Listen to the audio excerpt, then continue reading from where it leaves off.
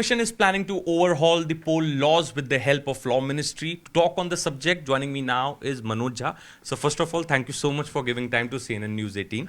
Sir, it is being seen differently by different political parties. Now, some are calling it unconstitutional. The laws amendments can only happen through a parliamentary process. A. B. Others are saying that this is deliberately being done so that BJP gets upper hand over the other political parties. But when we speak to government, when we speak to election commission, their officers tell us that it is being done to get more transparency into the system, because now even if the donor has donated 2000 or less than 2000, his name should also be disclosed by the political party. So this is their plan. This is what they have told us. What is your party's stand on this entire issue?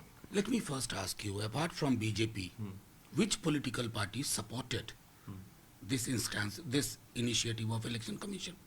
No political party. So don't say that different political parties have different opinion. All political parties have same opinion except the ruling BJP. If ruling BJP and Election Commission of India are on the same page, that should be actually critically examined. Why? It's a question of credibility of an institution which was very dear to us. It remains dear to us. It's a straight case of trespassing in a territory which does not belong to you. Election Commission is trespassing. This is legislature's prerogative. This is parliament's prerogative. Anything which is parliament's prerogative, others should remain silent. What worries me that Election Commission in recent times, they have lost their credibility at a great scale. Now, look at our preamble. Look at our directive principles of state policy. Any promise, any commitment, any what so-called freebie, which is promised to the citizens of this country, voters of this country, they actually emanate out of directive principles or the preamble of India. Now, you would want preamble to be set aside. Directive principles should have no rule. I think what kind of democracy or democratic ethos we are envisioning in 75th years of India's independence. That should worry everyone, including the members who are sitting in the commission. Okay, sir. Also, BJP government has been speaking against the freebie culture, and they have started speaking it at the time when Arvind Kejriwal is campaigning in Gujarat, and there he's going and he's announcing that I'm going to give free electricity, free water to people of Gujarat. Now, BJP politicians have to say that this is not a right way to announce a scheme in India, because one should believe in developmental initiatives, not freaky reverie, and this is the biggest debate going on these days. How would you like to react to this argument? Let me clarify. Every political party, whether it is Aam Aadmi Party or my own party, Rashtriya Janata Dal, when Tejaswi ji went for the polls in 2020, we made promises, and when we came back to power, we are working on it. It is not reverie culture. I'm sorry to say, Prime Minister used a very denigratory tone. You cannot demean and denigrate your own citizen. What is free? Every penny has been paid by the common taxpayers. And yes, giving ration, free electricity is reverie. And writing off lakhs of crores of your crony friends is not reverie. What is it? Gulab Jamun. You are providing to them. I think we should change the entire discourse. This discourse of calling these commitments as freebie or reverie goes against the very constitutional spirit of our country. Manoj sir, carry on. No, that's what I said. Manoj sir, then also the question is that who will define the category of any scheme or any initiative? Because if you are saying that Tejaswi ji promised jobs, obviously your government is working on that. More than jobs. You are just picking up jobs. We also talked about electricity.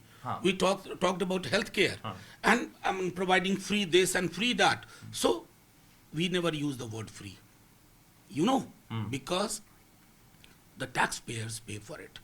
Nobody, Prime Minister or Chief Minister, takes away money from his or her own pocket and provide to the people. Please, it's not your money. It's people's money. So is this a plan of Election Commission, that Election Commission will be the body to decide whether it falls under the reverie category or not?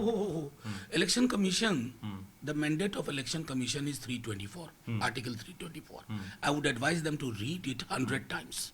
100 times, because they are forgetting every day what the 324, Article 324 says.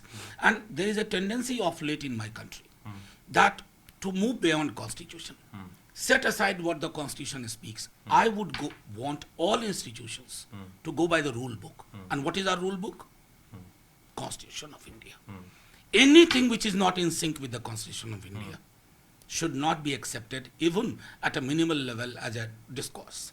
So your friends in left parties are telling me that that let people decide the manifesto. If they are liking the manifesto, they will choose that party. If they are disliking the manifesto, they will reject that party. What is Election Commission's role as far as manifesto or announcement of schemes before the election is concerned? This is That's what precisely I am saying. I'm also saying the same thing. Manifesto is a political party's commitment that when it comes to power, it will provide these things. Right? Now, when the people find that we are not coming true on manifesto, we are not making our commitments, people will penalize us. They do it. They have been doing it since 1952. From the first election, Honorable Prime Minister made commitment. क्या कहा था? 2 crore jobs every year. What happened to that? 15 lakh in each account. What happened to that? Now, leave aside that. I think it is the prerogative of the political parties to make commitments. It is prerogative of the citizens and voters of this country to check political parties on those commitments. And I think Election Commission of India has no mandate to enter in this territory. okay, sir. Now a very last question. Now, if you go and speak to BJP spokesperson or their leaders, they tell you that fine, you're giving free electricity to the people of the country. That's okay. It's their money only. But then these governments don't pay bills to the electricity distribution company on time, and that ultimately damages the exchequer. I find it very unfortunate. A message which should have come from the government, BJP spokesperson, they are speaking. See, who is in power? BJP is in power. The message should come from the government, from the finance minister, who is speaking in your own version, spokesperson. Do they have to have the right to speak? No. This It's is the about argument they no, make. no. It's about the government. So that's what I'm saying. That BJP is actually least transparent on these issues. They want that they can provide anything, but others should not make any commitment. Look, boss. Election Commission's agenda is also to provide level playing field, according to 324. If they don't provide the level playing field, if they appear at the side of the government, I think, God, forget, I must tell you that electoral democracy is in danger in India. Okay. Thank you so much for speaking to CNN News 18. So Mr. Manoj Jha has to say that Election Commission is governed by Article 324 and it should be up to the people of the country to decide what is right in the manifesto, what is wrong. It is not Election Commission's prerogative. Also, he has to say that if any amendment takes place or even law is changed, then it should happen through a parliamentary process. The allegation that he has made on Bharatiya Janata Party is that BJP wants schemes and policies can only be announced by them, not by the other political parties across the country. And this is the reason that this particular amendment is being brought in. With video journalist Chintan Siddhant Mishra in New Delhi for CNN News 18.